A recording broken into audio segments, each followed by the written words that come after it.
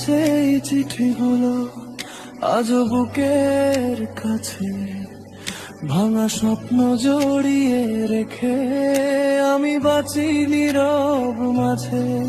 হয়তো আমি বেশি ভালোবেসে ভুলটাই করে ফেলেছি, তুই ছিলি শুধু পথিক, আমি ঘর বানিয়ে বসেছি।